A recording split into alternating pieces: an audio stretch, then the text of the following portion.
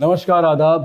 Crime petrol सतर्क के आज के एपिसोड में मैं अनूप सोनी आप सबका स्वागत करता हूं। इस चालाक दुनिया में इंसानियत धड़ल्ले से बिक रही है। हमें अपनी मासूमियत को इस सौदेबाजी से बचाना होगा। कहीं इस दलदल में हम धंस ना जाएं। हमें खुद को बचाना होगा। अंकल, मैं काजल, आप प्लीज़ मेरी हेल्प करिए। मुझे आपकी हेल्प की ज़रूरत है अंकल। आप प्लीज़ अंकल मेरी हेल्प करिए, मैं मुसीबत में हूँ।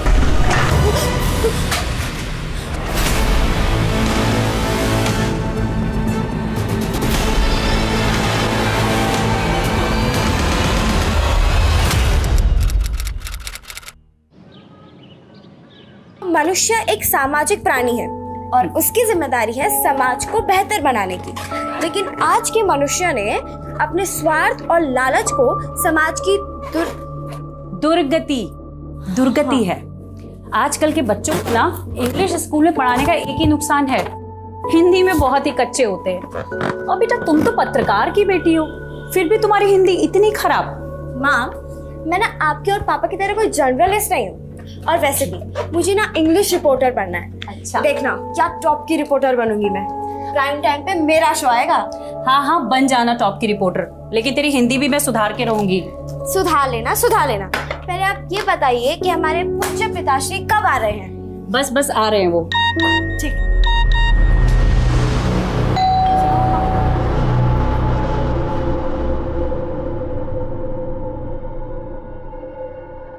पापा, हो गई पार्टी की तैयारियां? हाँ थोड़ी सी बाकी है। मेरे बिना दादी, ये दादी कैसी है आप? मैं ठीक हूँ, तू कैसी है? मैं ठीक हूँ। अभी आप इतने टाइम बाद आई है ना, तो मैं आपको वापस नहीं जाने देने वाली। अब हो गई शिकायत दूर। चल बर्थडे पार्टी बनाते हैं। हाँ? Happy birthday dear Kajal, happy birthday।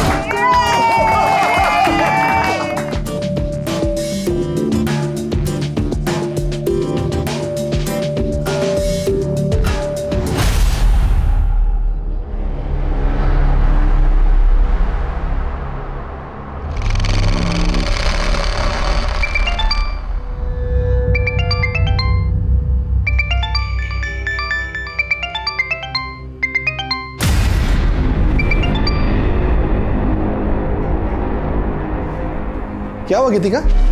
किसका कॉल था गीतिका? किसी का नहीं, ये टेलीकॉलर्स भी ना कॉल कर करके परेशान करते रहते हैं बस।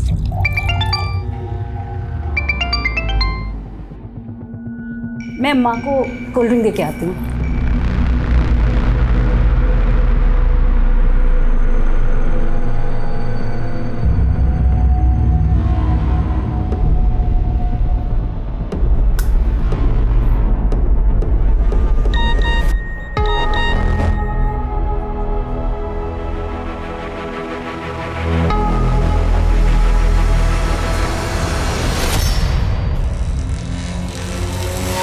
अच्छा, तो ये बात, ये छुपा रही हो तुम मुझसे? कौन था वहाँ? कौन है वहाँ?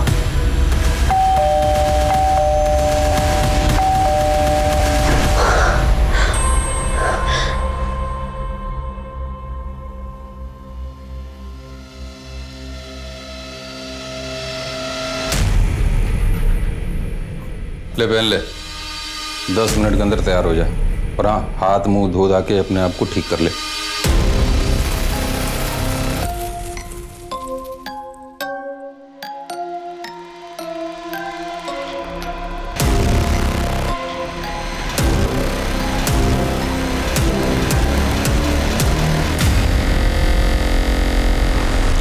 खूबसूरत जिंदगी के सपने हम सब देखते हैं, लेकिन जब ये सपने टूटते हैं तो हर दर्द की एक अलग कहानी होती है। पर काजल की कहानी क्या थी?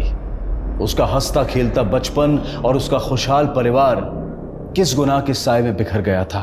उसके माता पिता और दादी अब कहां थे? और वो खुद किस अंधेरे में जी रही थी जिसने उसकी मुस्कान छीन ली थी? वो कहां थी, किन लोगों के साथ थी? आखिर क्यों उसकी जिंदगी, उसकी मासूमियत एक पिंजरे में कैद सी नजर आ रही थी?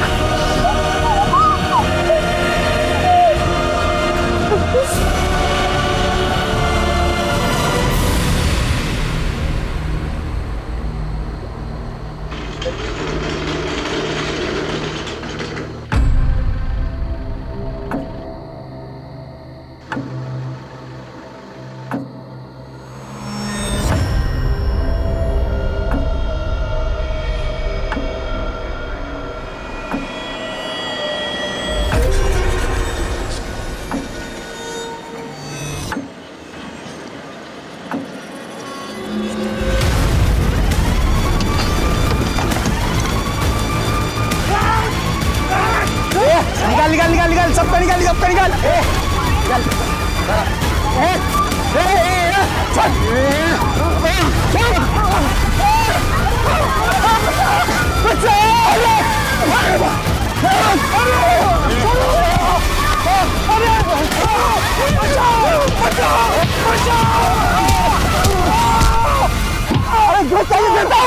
तू देगा हमको? हमारे हाथ में क्या जंग लगाए? अच्छा नहीं होगा, रुक तेरा अच्छा करता हूँ।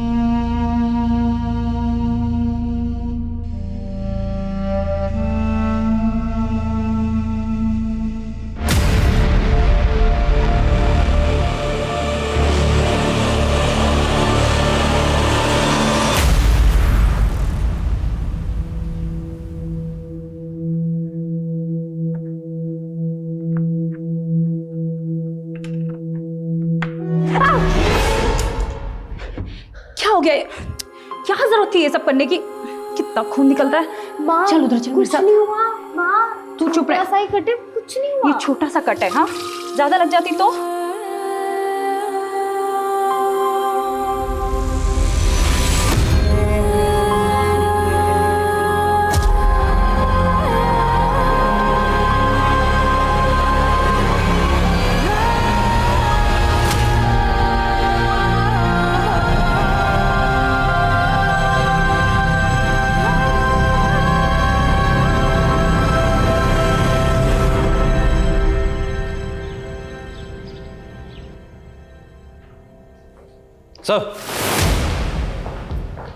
सर अभी अभी खबर मिली है कि बाईपास पर एक फैमिली के साथ लूटपाट हुई है सर।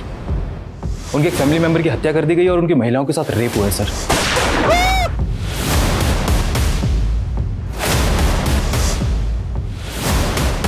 चलो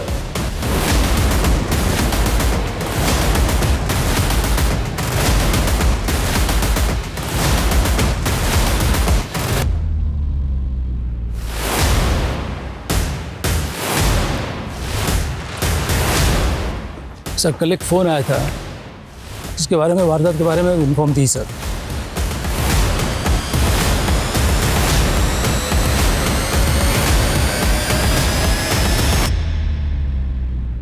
सुनीता, इन लेडीज़ को हॉस्पिटल लेके जाओ, इनका मेडिकल चेकअप कराओ। जी सर।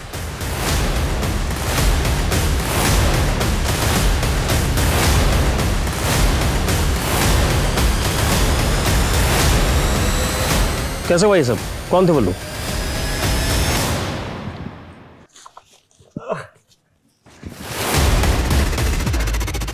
हम नहीं जानते वो लोग कौन थे, लेकिन इसका जिम्मेदार सिर्फ आप लोग हैं। सुन रहे हैं ना? आपके इलाके में इतना बड़ा वारदात होता है, मेरा पूरा परिवार बर्बाद हो गया। आप लोग जिम्मेदार हैं इसका। देखिए, उस परिवार का गुस्सा जायज है और ये लॉ एंड ऑर्डर की जिम्मेदारी किसकी है? आपकी है ना? और कर क्या रहे हैं आप लोग? आपकी वजह से जनता में मेरी छवि खराब हो रही है। सर, हम क्रिमिनल्स को पकड़ने की पूरी कोशिश कर रहे हैं और हम ये case senior officer Abhimanyu Jindal को हैंडओवर कर रहे हैं सर।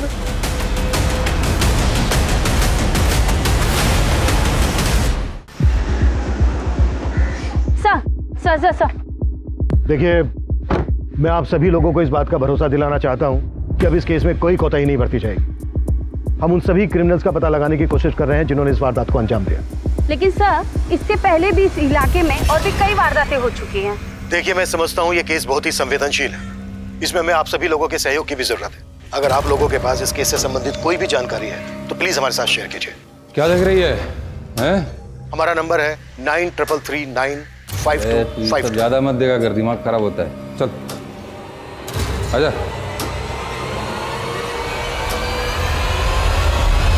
सर, जिस तरह की ये वारदात है, पिछले कुछ दिनों में ऐसी कई वारदातें हुई हैं।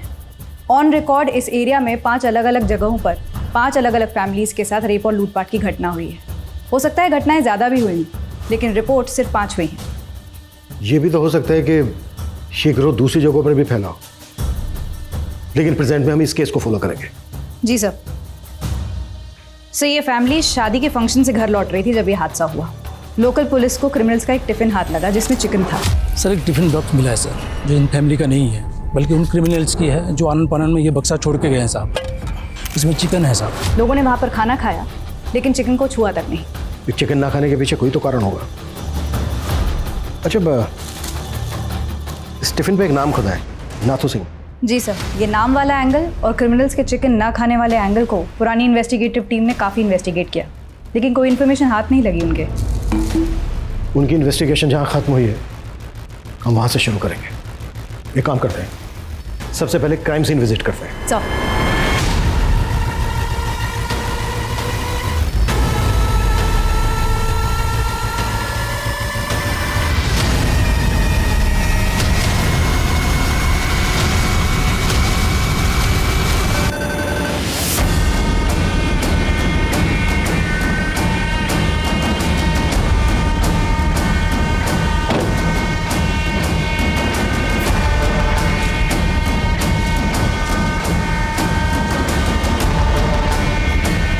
सर ये जगह बाईपास रोड से लगभग आधा किलोमीटर जंगल के अंदर है।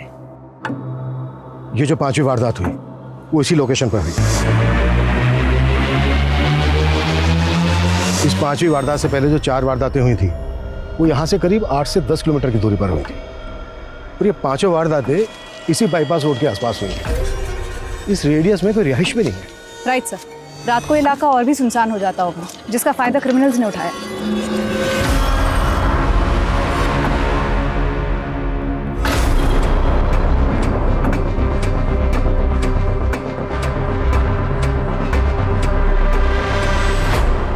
अगर आसपास कोई रिहाइश नहीं है तो फिर यहाँ पे पूजा करने कौन आता होगा? शाश्वता, आसपास के इलाकों में पता करो कि यहाँ पर लोकल लोगों का आना जाना है क्या।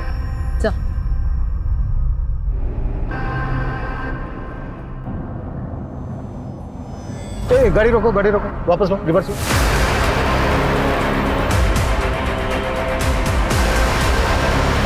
रोको रोको रोको रोको।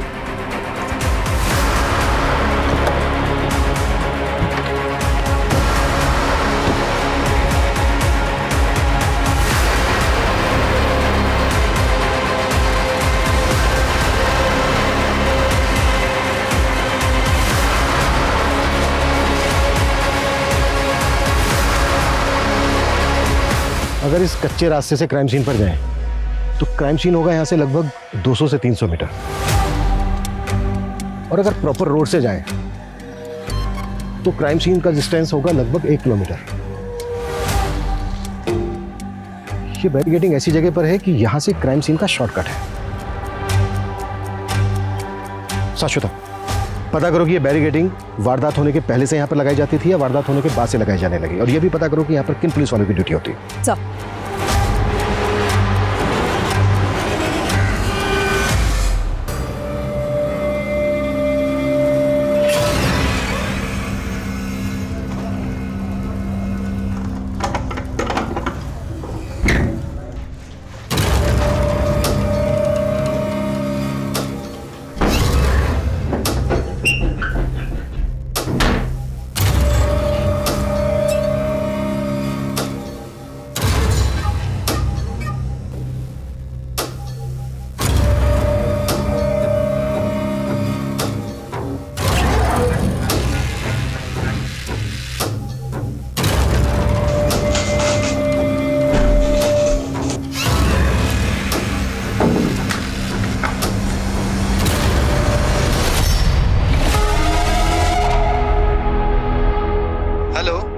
हेलो, मुझे अंकल से बात करनी है। अंकल? कौन अंकल? देखिए, आप प्लीज अंकल को फोन दीजिए मुझे। Hello hello hello.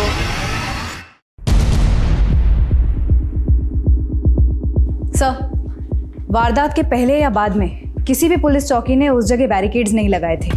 वो बैरिकेड्स वहां किसने पहुंचाए इसकी कोई इन्फॉर्मेशन नहीं मिल रही है। कहीं ऐसा तो नहीं है कि वो बैरिकेड क्रिमिनल्स के द्वारा इस्तेमाल किए गए हों? उसी बैरिकेडिंग से टारगेट सेट करके आगे इंफॉर्मेशन पास करती जाती हो। एक काम करो, विक्टिम्स की फैमिलीज को बुलाओ। सर उस रात हम शादी से वापस लौट रहे थे और अचानक गुंडों ने हम पे हमला कर दिया। निकाल सबका निकाल। अच्छा, जहां पर ये वारदात हुई उससे पहले तुम्हें कोई पुलिस बैरिकेडिंग मिली थी? सर आधा 1 किलोमीटर पहले एक नाकाबंदी पे हमारी गाड़ी रुकवाई गई थी।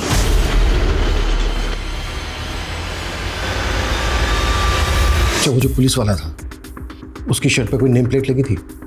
सर इतना ध्यान तो नहीं है मुझे सर। चेहरा याद है उस पुलिस वाले का? सर काफ़ी अंधेरा था और मुझे कुछ याद भी नहीं है सर।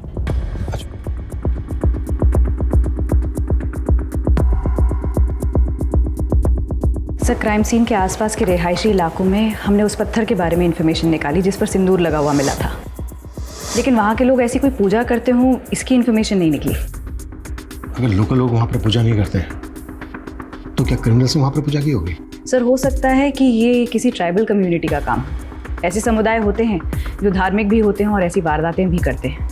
आखिरी वारदात जिस दिन हुई उस दिन मंगलवार था और क्राइम सीन से हमें चिकन से भरा हुआ टिफिन मिला। अक्सर लोग मंगलवार को नॉनवेज नहीं खाते, हो सकता है किसी खास समुदाय के हों। ऐसे समुदाय के बारे में पता करो और इस वारदात से पहले जो 4 वारदातें हुई हैं उनकी फैमिलीज को बुलाओ।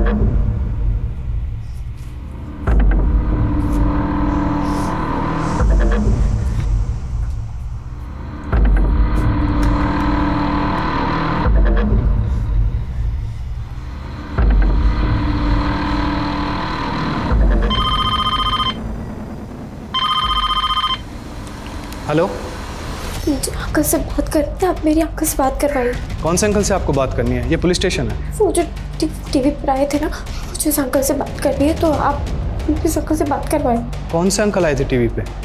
आप बताइए बेटा, क्या बात है, मुझे बताइए। क्या हुआ? सर एक बच्ची का कॉल है, वो कह रही है मुझे उस अंकल से बात करनी है जो टीवी पर आए थे। हेलो हेलो बेटा, मैं वही अंकल हूँ जो न्यूज़ में आए थे टीवी पर। बोलो क्या बात करनी है? अंकल, मैं ना यहाँ पर फंस।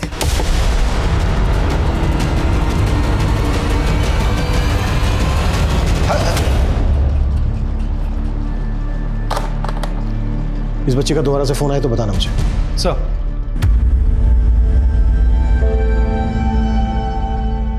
डॉक्टर रंजन, मैं समझ सकता हूँ ये आपके लिए बहुत मुश्किल होगा, पर क्रिमिनल तक पहुंचने के लिए ये हमारे लिए बहुत जरूरी है। 23 मई की रात को जो आपके साथ हुआ था, प्लीज वो हमें डिटेल में बताइए। सर उस दिन मेरे नए क्लिनिक का ओपनिंग फंक्शन था। मैं अपनी फैमिली के साथ उस बाईपास रोड से घर लौट रहा था कि तभी 5 गुंडे लोगों ने हमारी गाड़ी का रास्ता रोक लिया और लूटपाट की सर। और सर मेरी वाइफ और सिस्टर के साथ उन लोगों ने। सर मैंने उनकी बहुत मिन्नतें की लेकिन उन्होंने मेरी एक बात नहीं सुनी। मेरी बहन का रेप किया और सर मुझे बुरी तरह से मारा और सब कुछ लूट कर ले गए हमसे। सर हमारे पति बिजनेसमैन थे, तो उस दिन हम लोग गोरखपुर से घर जा रहे थे। उन गुंडों ने हमारी कार पे कुछ फेंका जिससे हमारी कार इनबैलेंस हो गई। उन लोगों ने हमारे पति को मार दिया और हमारे साथ। उस घटना के कुछ देर पहले एक चेक पोस्ट पे हमारी गाड़ी के पेपर चेक हुए थे। हाँ सर, वहाँ से कुछ देर पहले एक नाकाबंदी थी। हाँ सर, हमारी गाड़ी की भी चेकिंग हुई थी। इन 5 वारदात में एक चीज कॉमन है, चेक पोस्ट पर विक्टिम्स की गाड़ी को रोके जाना। I am sure in criminals के कुछ साथी फेक पुलिस वाले बनकर टारगेट सेट कर रहे थे, आगे इन्फॉर्मेशन पास कर रहे थे और उनके दूसरे साथी वारदात को अंजाम पहुंचा रहे थे। लेकिन सर किसी भी विक्टिम ने क्रिमिनल का चेहरा नहीं देखा क्योंकि वारदात के वक्त सबके चेहरों पर गमछे बंधे हुए थे। हाँ, लेकिन जो फेक पुलिस वाले थे उनका चेहरा तो देखा होगा और हो सकता है विक्टिम्स में से किसी ने क्रिमिनल्स का चेहरा भी देखा हो। विक्टिम्स के साथ दोबारा से बात करो। फेक पुलिस वाले और क्रिमिनल्स, इनके स्केच बनवाओ। सर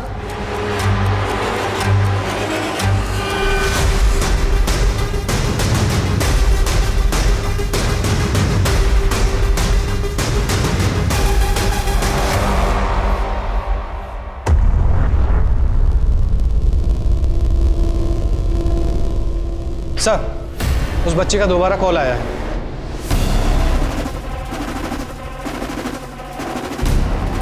हेलो अंकल, मुझे आपकी हेल्प चाहिए। मैं बहुत मुसीबत में हूँ, आप प्लीज़ मेरी हेल्प करिए। हाँ हाँ बेटा, हम जरूर बचा लेंगे। अच्छा ये बताओ, तुम किस मुसीबत में हो और इस वक्त हो कहाँ पर?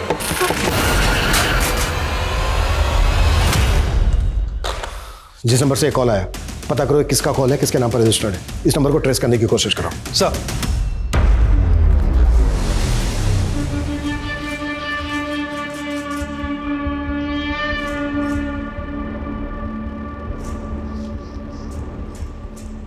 ए, ए, ए, चलो, चलना नहीं है। सर, कुछ विक्टिम्स की मदद से हमने क्रिमिनल्स के स्केचेस बनवाने की कोशिश की। याददाश्त पर काफ़ी जोर देने के बाद ये 7 स्केचेस बने हैं, लेकिन इनकी हुलियों को देखकर ये कहा नहीं जा सकता कि ये कितने एक्यूरेट हैं। अपना डेटा चेक करवाओ, हो सकता है इनमें से किसी का किसी नामी क्रिमिनल के साथ हुलिया मिलता है। अब तक जो ये 5 वारदातें हुई हैं, उनमें से पहली वारदात हुई 30 मई को, दूसरी हुई 5 जून को, तीसरी हुई 11 जून को, चौथी हुई 17 जून को और ये आखिरी हुई 23 जून मंगलवार के दिन। 30 मई को जो हुई थी उस दिन सैटरडे था, 5 जून को जो हुई उस दिन फ्राइडे था, 11 जून को जो हुई उस दिन थर्सडे था, 17 जून को जो हुई उस दिन वेडनेसडे था, 23 जून को जो हुई उस दिन ट्यूसडे था, यानी कि मंगलवार। गौर करने वाली बात यह है कि एक वारदात से दूसरी वारदात के बीच 6 दिन का गैप है, 6 डेज। लेकिन जो ये आखिरी वारदात हुई थी 23 जून को मंगलवार के दिन, तब से लेके अब तक 10 दिन हो गए, कोई वारदात नहीं हुई है। 10 डेज। सर, हो सकता है इस केस में हमारे इन्वॉल्वमेंट के बाद वो लोग शांत बैठ गए। लेकिन हम शांत नहीं बैठने वाले हैं जब तक कि हमें कोई लीड ना मिल जाए।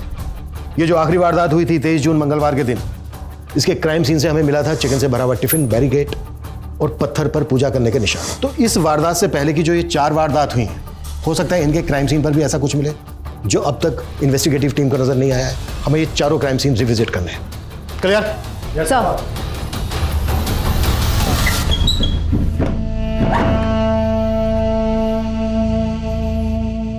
ले, तेरे लिए दूध लाया हूं, फटाफट पी ले। सुना नहीं? दूध लाया हूं, फटाफट पी ले। नहीं मानेगी, मुझे अपने तरीके से ही पिलाना पड़ेगा। चल, मुंह खोल, मुंह खोल, मुंह खोल। इधर चल, खोल, खोल, चल।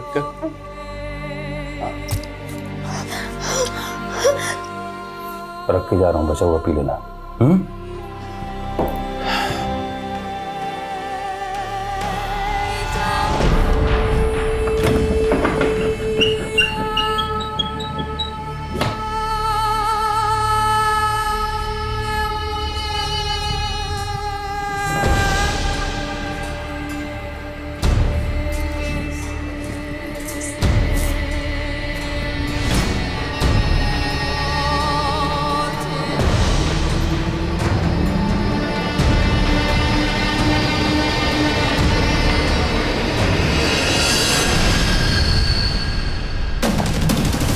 सर, उस बच्चे का दोबारा कॉल आया है, लेकिन उसकी आवाज़ नहीं आ रही।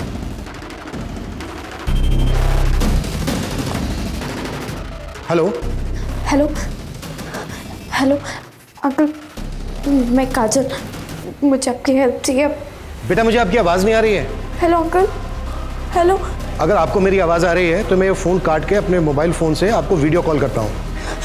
अंकल, अंकल, मैं काजल। हेलो बेटा, हेलो। मुझे आपकी हेल्प की ज़रूरत है अंकल, आप प्लीज़ प्लीज़ अंकल मेरी हेल्प करिए, मैं मुसीबत में हूँ।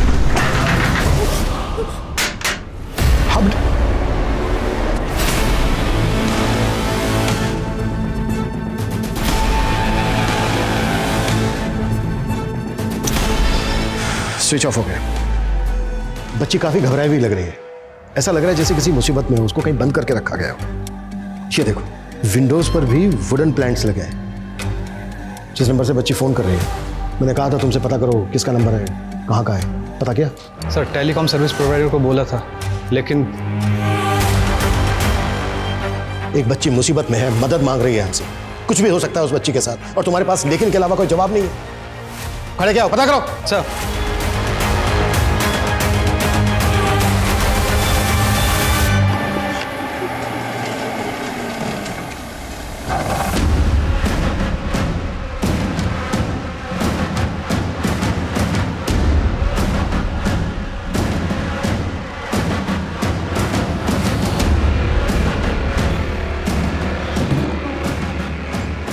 सर, जिस नंबर से वो बच्ची कॉल कर रही थी वह किसी जयदेव वर्मा के नाम से नील कटरा के एड्रेस पर रजिस्टर्ड है और वो नंबर काफ़ी टाइम से भी बंद आ रहा है। और सर ये जयदेव की फ़ोटो।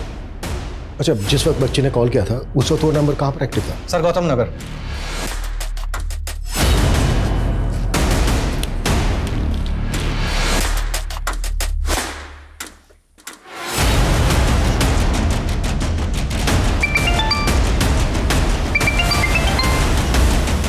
सर, मैं आपको ही फ़ोन करने वाली थी।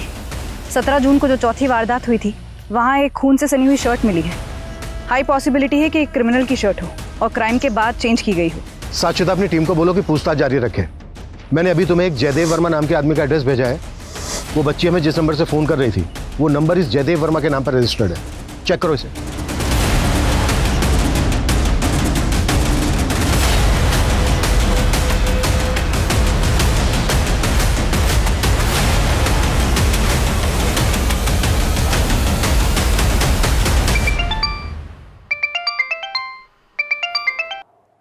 हाँ शाश्वता। सर, जिस जयदेव वर्मा का आपने एड्रेस भेजा था वहाँ कोई जयदेव रहता ही नहीं है। आई थिंक वो नंबर फेक आईडी पर लिया गया है। उस नंबर के कॉल रिकॉर्ड्स में हमें 2 नंबर और भी मिले, वो दोनों भी फेक आईडी पर लिए गए। वो बच्ची जरूर गलत लोगों के चंगुल में फंसी है। उस बच्ची ने जिस नंबर से हमें फ़ोन किया था वो नंबर उस वक्त गौतम नगर में एक्टिव था। गौतम नगर बहुत बड़ी कॉलोनी है। एक काम करो, एक टीम बनाओ, उस टीम को बच्ची का फ़ोटो दो। स्क्रीनशॉट लिया था मैंने, हो सकता है उस एरिया में बच्ची का फ़ोटो देख के उसे कोई आइडेंटिफाई कर ले।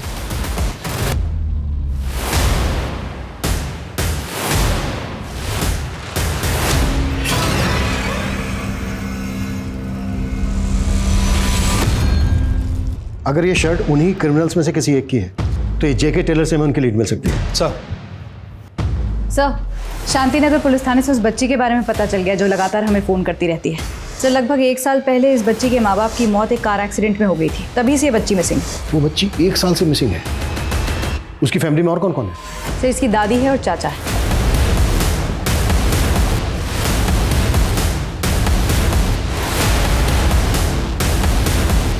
मेरी काजल जिंदा कहाँ है वो? आप उसे अपने साथ लेके क्यों नहीं आए? इस वक्त काजल कहाँ है हमें नहीं पता। काजल ने हमारे पुलिस स्टेशन में फ़ोन किया था, उसे हमारी मदद चाहिए थी। हमें ऐसा लगता है कि उसको कहीं कैद करके रखा गया है। कहाँ कैद किया? ये हम पता लगा रहे हैं। आप लोग प्लीज़ ये बताइए कि 1 साल पहले एग्जैक्टली क्या हुआ? काजल उस दिन मेरे बेटे और बहू के साथ ही थी। वो लोग मुझे मिलने यहाँ मेरे घर आने वाले थे। दादी, हम बस निकलने ही वाले हैं, लेकिन पहले आप मुझे ये बताइए कि आपने मेरे लिए स्पेशल डिश बनाई है ना? तू बस आ जा, तेरी पसंद की सारी चीज़ें बनाई है। अरे मम्मी, आपके लिए कुछ लाना है क्या? नहीं बेटा, तुम लोग जल्दी से आ जाओ बस। मैं शाम तक इंतजार करती रही, फिर खबर मिली कि उनका एक्सीडेंट हो गया है।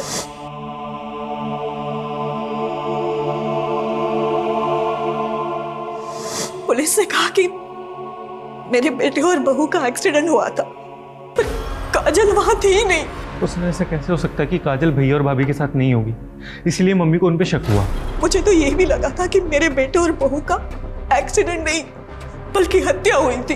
पोस्टमार्टम रिपोर्ट में तो ऐसा कुछ नहीं। सब कुछ झूठ लिखा था साहब। मैंने अपनी आंखों से मेरे बेटे और बहू की लाशें देखी थी। वो एक्सीडेंट नहीं था। मेरी बहू के पैर पे खून के निशान थे, जबकि वहां कोई चोट लगी नहीं थी। हमने कितना कहा लेकिन किसी ने हमारी नहीं सुनी। उस वक्त किसी पर शक था आपको? नहीं सर, हमें ऐसा कोई अंदाज़ा नहीं है सर। लेकिन हाँ, हमें ये ज़रूर लगा था कि भैया और भाभी जर्नलिस्ट थे और शायद इसी वजह से उन्हें टारगेट किया जा रहा था सर। काजल ने जिस नंबर से हमें फ़ोन किया था वो नंबर उस वक्त गौतम नगर में एक्टिव था। गौतम नगर में आपकी जान पहचान का कोई रहता है, कोई ऐसा जिस पर शक हो आपको, जो काजल के साथ ऐसा कर सकता हो या आपके बेटे बहू के साथ ऐसा कर सकता हो? नहीं सर, कोई भी नहीं है सर जिस पे हमें शक हो। लेकिन सर हम बस ये चाह रहे हैं आप काजल को प्लीज़ जल्दी ढूंढ दीजिए सर, हमें उसकी बहुत चिंता हो रही है। काजल जिस शोषण का शिकार हो रही थी, क्या उसी घिनौने मंसूबे की वजह से किसी ने काजल से उसके माता पिता को छीन लिया था? क्या काजल के माता पिता वाकई 1 साल पहले एक्सीडेंट का शिकार हुए थे, या फिर काजल की दादी का शक सही था? क्या काजल अपने माता पिता के किसी जानने वाले के गुनाह का शिकार हो रही थी, या फिर उसके अपराधी कोई गैर थे? काजल की दादी के मन में अब एक उम्मीद की किरण जागी थी, पर पुलिस की चुनौती ये थी कि क्या वो काजल को ढूंढ पाएगी। वहीं सीरियल हाईवे रॉबरीज में पुलिस एक जेके टेलर नाम की शॉप की तलाश कर रही थी, पर क्या यह तलाश उन्हें सही दिशा दे पाएगी? हाँ मैडम, ये मेरा ही टैग है। ये शर्ट मैंने बनाई है। किसने बनवाई थी तुमसे? और मैडम रोजाना इतने सारे ग्राहक आते हैं यहाँ पे, अब ये बताना थोड़ा मुश्किल हो जाएगा। इनमें से किसी को जानते हो? मैडम ये तो एकदम सुनील साहब जैसे दिख रहे हैं। वो भी आपकी तरह पुलिस में है और उनकी पुलिस की वर्दी मैं ही सिल के देता हूँ। कहाँ रहता है ये सुनील? आइए मैडम, ये उनका घर।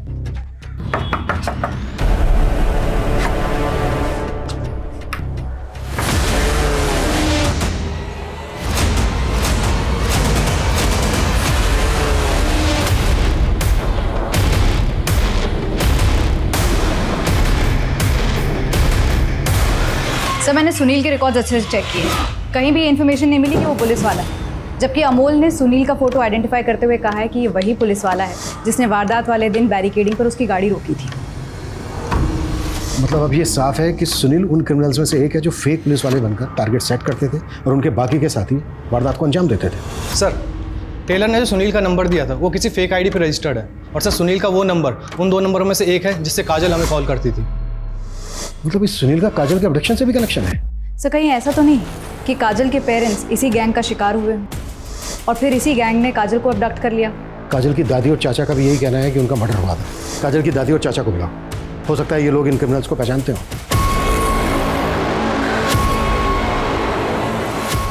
इनमें से तो हम किसी को नहीं जानते, पर ये आदमी का चेहरा कुछ दिखा दिखा लग रहा है। कहाँ देखा था आपने इसको?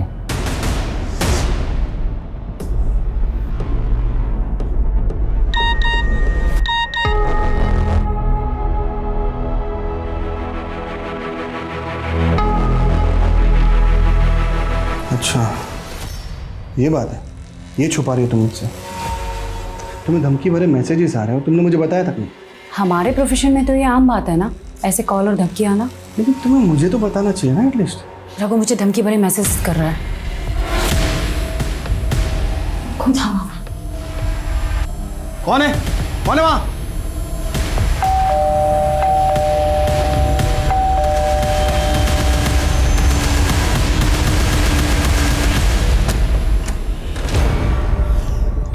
तेरी हिम्मत कैसे हुई गीतिका को धमकी देने की? हा? चल रे, आराम से शांत। मुझे तो लगा यार तुम अकेले ही बेवकूफ आदमी हो, तुम्हारी पत्नी तो समझदार होगी, पर नहीं, तुम दोनों के ऊपर ईमानदारी और अच्छाई की चर्बी चढ़ी हुई है।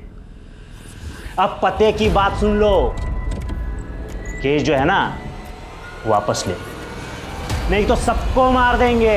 किस वजह से ये आदमी आपके बेटे और बहू को धमकी दे रहा था? वो हमने हमारे बेटे और बहू को बाद में पूछा भी था, पर उन्होंने हमें कुछ नहीं बताया। एक तरफ हाईवे पर लूट और रेप के केस, और दूसरी तरफ उन क्रिमिनल्स में से एक क्रिमिनल काजल की फैमिली के पर्सनल स्पेस तक पहुंच गया। से हाईवे रॉबरीज के 5 केसेस काजल के केस से बिल्कुल अलग लग रहे हैं। काजल के पेरेंट्स की संदिग्ध हालत में मौत और उसको कैप्टिव रखना, इसके पीछे कोई बड़ा मकसद लग रहा है सर। अब तक हम मानकर चल रहे हैं कि काजल को गौतम नगर में कहीं कैप्टिव करके रखा गया होगा। एक काम करो, गौतम नगर में क्रिमिनल्स के बारे में पूछताछ करवाओ, शायद वहां पर किसी ने किसी को देखा हो। सर जैन सर, पुलिस चारों तरफ से दबाव में थी। सीरियल हाईवे रॉबरीज के केस की तरह अब काजल मिसिंग केस भी मीडिया में छाने लगा था, और काजल के माता पिता की सस्पिशियस डेथ केस को रीओपन करने की मांग लगातार उठने लगी थी। पुलिस को अब यह डर लग रहा था कि कहीं इस गहमा गहमी में क्रिमिनल काजल की जान ना ले ले, क्योंकि इस खतरे से काजल को बचा पाना आसान नहीं था। हाँ सर, ये बच्ची को मैंने कई बार देखा हूँ। ये लड़का मेरे ऑटो में कई बार इसको लेके जाता था। ये दोनों लड़के और बच्ची अब कहाँ मिलेंगे, और तुम इनको कहाँ से पिक करते थे अपने ऑटो में?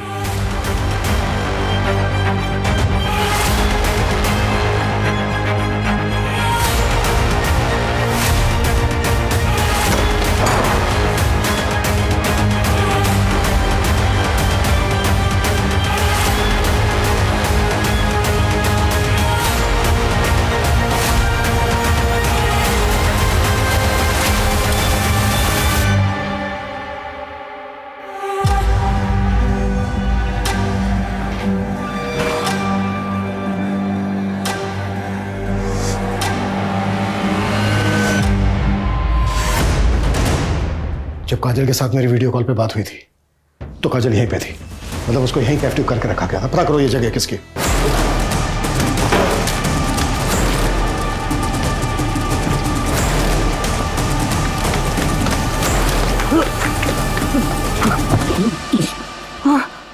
काजल कहाँ है?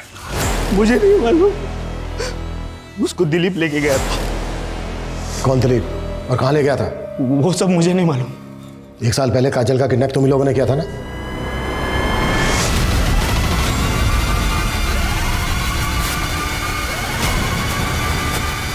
आनंद, क्या है? बाहर दिख रहा है, लेकिन क्या हुआ? आनंद, अरे क्या कर रहे हो? अरे मेरी बात तो सुनो। आवाज बाहर एकदम। छोड़ मुझे, एकदम चुप।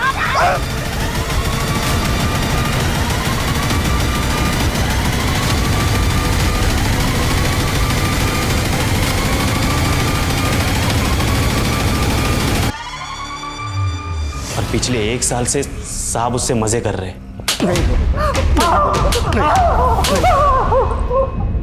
ये जो हाईवे पे लूट और रेप के केसेस होते थे, ये सब भी तुम उसी साहब के कहने पे करते थे ना? नहीं साहब, इसमें हमारे साहब का कोई हाथ नहीं है। ये तो हमारे समुदाय का पुराना धंधा है।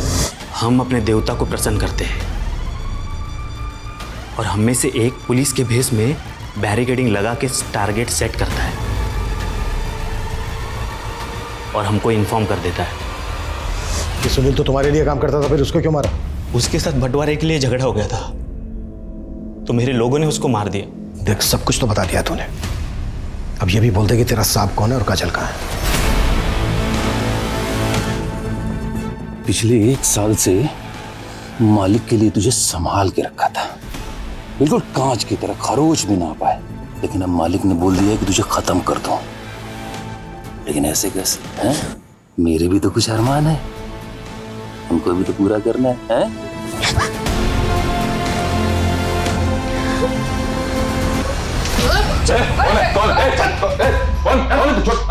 मैंने छोड़।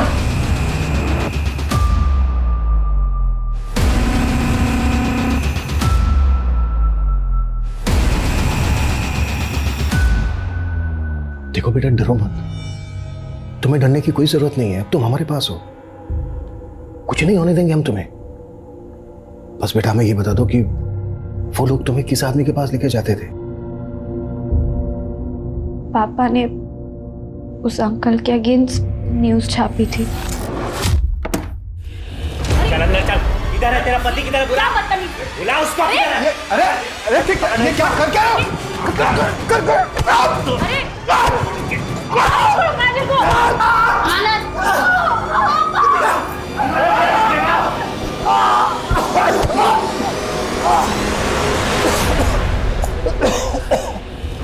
पत्रकार साहब, बड़ी तेज कलम चलती है आपकी।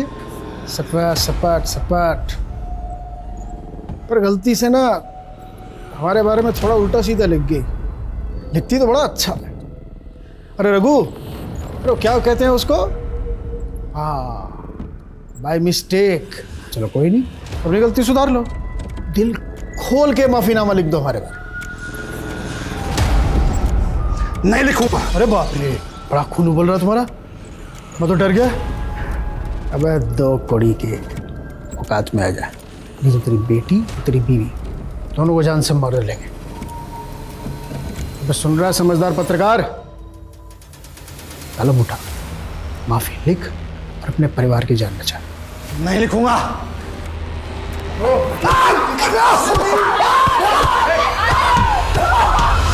उसके करप्शन की एविडेंस थे, इसलिए उसने साहब ने बोला था कि उनकी मौत ऐसे हो जैसे एक्सीडेंट लगे, तो मैंने उनको मार के कार में डाल दिया और कार को खाई में फेंक दिया। तुम्हारा हिसाब कौन है?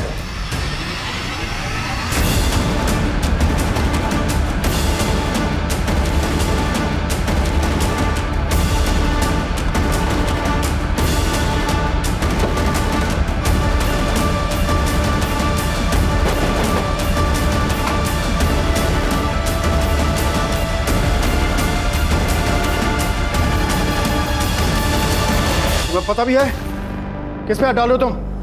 2 मिनट के अंदर ना तुम्हारी वर्दी छिन जाएगी तुमसे। हमारी चिंता छोड़िए, अपनी सोचिए मंत्री जी। आपकी तो कुर्सी भी गई और इज्जत भी। ये फाइल देख रहे हैं आप? इसमें आपके सभी कुकर्मों का हिसाब किताब है।